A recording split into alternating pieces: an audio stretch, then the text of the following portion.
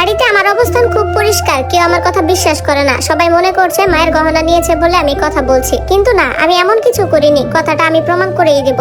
যে কোনো কিছুর বিনিময়ে ফোন বের করে ফেসবুকের ভেতরে ঢুকলাম।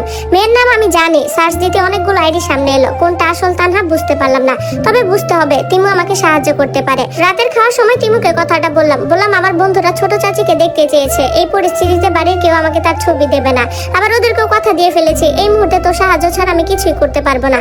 তিমু আমাকে আশ্বস্ত করে বলল সমস্যা নেই, ফেসবুক আইডি থাকলে আমি ম্যানেজ করে দেবো, চিন্তা করো না। রিভিউ জমা দিয়েছো? না, কাল দিব। তিমুর সাথে কথাবার্তা বাড়লো না।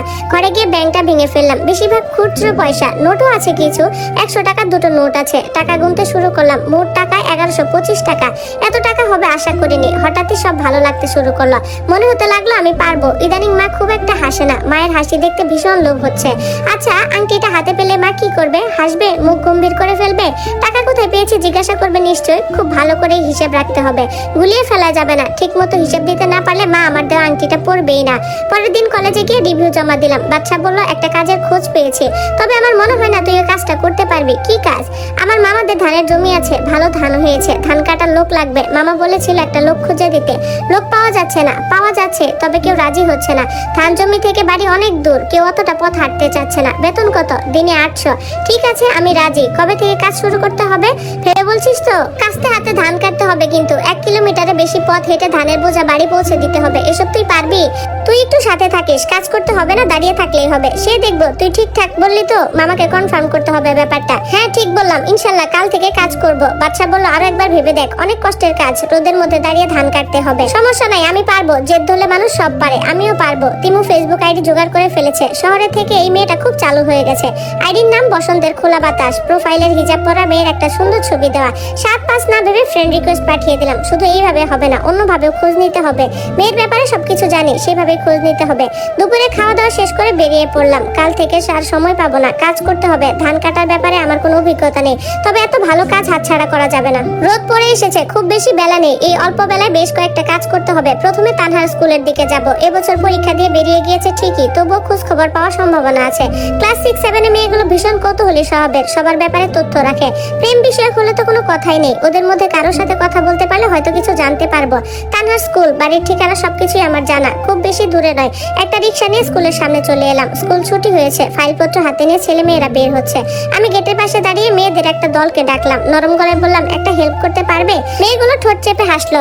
ওর দিকে তাকে ভ্রু নাচিয়ে কিছু বলার চেষ্টা করলো। সেদিকে নজর দিলাম না। আবার একই কথা বললাম। ওরা বলল কি ধরনের সাহায্য করতে হবে? এই স্কুলে একটা মেয়ে পড়তো, এবছর এসএসসি পরীক্ষা দিয়েছে। তানহা তার নাম। ওর ব্যাপারে কিছু তথ্য লাগবে। কেন ভাইয়া, মেয়েটা কি আপনার গার্লফ্রেন্ড? আপনার সাথে চিট করেছে? ধরে নাও তেমন কিছুই বলতে পারবে। ফর্সা মতো একটা মেয়ে একটু সামনে এগিয়ে এলো। উত্তেজিত গলায় বলল তানহার বাবার নাম মজিদ মাস্টার। একটাই মেয়ে ওনার? হ্যাঁ হ্যাঁ, আমাদের বাড়ির পাশে। এমনিতে ভালোই, কিন্তু তার তো বিয়ের কথা চলছে। এই তো কদিন আগে ছেলে পক্ষ দেখতে এসে আংটি পরিয়ে দিয়ে গেছে। পাকা কথাও হয়ে গেছে। বুঝিনি। কিছু না ভাইয়া, আপনার জন্য খারাপ লাগছে। খারাপ লেগে আর কি হবে? ওর ব্যাপারে খোঁজ খবর দিতে পারবে কিনা ওইটা বলো। পারবো ভাইয়া, কালকেই জানাবো। কাল আমার পরীক্ষা আছে, আপনি এই সময় এখানে আসবেন কেমন? আচ্ছা আসবো। তোমার নাম কি? জায়েদা। মা বাবা রেখেছে। পুরনো আমলের নাম তাই না? বলেন। ভালো নাম, এখনকার নামের চেয়ে খুব বেশ ভালো। মেয়েদের দলটা চলে গেল। ওরা নিজেদের মধ্যে কথাবার্তা বলছে। জায়েদাকে খুঁচাচুখুচি করছে। আর চোখে দেখলাম জায়েদা মেয়েটা ভীষণ লজ্জা পাচ্ছে। খানিক বাদে বাদে রেগে উঠছে। ইস্ত্রে পোকা মেয়েগুলো একটু ভীষণ রকমের দুষ্ট হয়। এক কথার 3 রকমের মানে বের করে মজা পায়। এদিকের কাজ মিটিয়ে কামারের দোকানের সামনে চলে গেলাম। কাস্তে কিনতে হবে। বাচ্চা বারবার কল দিয়ে বলেছে আমি যেন সাথে করে একটা কাস্তে নিয়ে যাই। 2 দিন আগে ওর মামার দুটো কাস্তে হারিয়ে গিয়েছে, নতুন কিনতে পারেনি। কাস্তের দাম কত তা আমার জানা নেই। দোকানদারের সাথে দরাদরি করতে করতে একটা কাস্তের দাম 200 টাকার মতো পড়লো। ঠকলাম নাকি জিতলাম জানি না, জানতে ইচ্ছেও করলো না। কাস্তের প্রয়োজন ছিল, পেয়ে গেছি।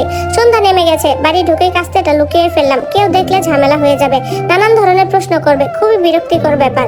বাড়িতে একটা পরিবর্তন ঘটেছে। ফুপু আসার পর থেকে সন্ধ্যাবেলা হালকা নাস্তার আয়োজন করা হচ্ছে। আজকেও হয়েছে। হাত মুখ ধুয়ে বসার ঘরে চলে গেলাম। ফুপু বলল সারাদিন বাইরে বাইরে না ঘুরে বাড়ির দুটো একটা কাজ তো করতে পারিস। দাদি পাশে এসে পান বাড়ছিলেন। পান বাটা থামিয়ে ফুপুর দিকে তাকালেন। সাজালো গলায় বললেন কাজের কথা আর বলিস না। কাজের কথা বলিস না ওই ছেলেকে কাজের কথা বললে তার মায়ের গায়ে ফুসকা পড়ে যায়। ভাবলাম কথার জবাব দেবো না, তারপরও দিলাম। খুব কঠিন গলায় বললাম ফুপু কোনো কাজে হাত দিলেও তো আপনার ফুসকা পড়ে যায়। দাদি বললেন আমার মুখে মুখে তর্ক করবি না। আমার মাকে নিয়ে কোনো ধরনের বাজে কথা বলবে না তুমি, তাহলে তোমাদের মুখে মুখে কথা আমি বলা ছাড়বো না। ফুপু কিছু একটা বলতে গিয়েও থেমে গেল। দাদি বললেন সবুর আজ বাড়িতে আসুক। কথার জবাব দিলাম না, অল্প হেসে ঘরে চলে গেলাম। যেতে যেতে শুনলাম ফুপু ফিসফিসিয়ে দাদিকে কি সব বলছে। কি বলছে সে কথা জানার আগ্রহ জন্মালো না। হেঁটে চলে এলাম। ছোট চাচার সিগারেটের অভ্যাস আছে, সারাদিনে প্রচুর সিগারেট খায়। বেকার জীবনে হতাশা কাটাতে সিগারেট ধরেছিল, তারপর আর ছাড়তে পারেনি। বেকার অবস্থাতেও সে প্রচুর সিগারেট খেত, টাকা কোথায় পেত আমি জানি না, তবে দেখতাম সারাদিনে এখানে ওখানে দাঁড়িয়ে সিগারেট টানছে, ফু দিয়ে ধোঁয়া ছাড়ছে। ইদানিং সিগারেটের অভ্যাস কমেছে, বিয়ের কথা শুরু হওয়ার পর থেকেই সে সিগারেট ছাড়ার চেষ্টা করছে। তবে আজ হঠাৎ সিগারেট হাতে ঘরের ভেতর ঢুকে গেল, স্বাভাবিক গলায় বলল, এই প্যাকেটটা ধর। আমি বললাম, কিসের প্যাকেট? বাড়ির সবার জন্য ফ্রাইড রাইস কিনে এনেছি, তোর মা বললো পড়ছিস, তাই ভাবলাম তোর প্যাকেটটা তোর ঘরেই দিয়ে যাই। ধন্যবাদ, তবে আমি এসব খাবো না, আপনার খাবার আপনি নিয়ে যান। খাবি না কেন? ফ্রাইড রাইস তো তোর খুব পছন্দের ছিল, এখনো আছে, তবে এটা খাবো না। কেন? সহজভাবে বলি, আপনি কিনে এনেছেন বিধায় খাবো না। আমি কিনেছি বলে খাবি না কেন?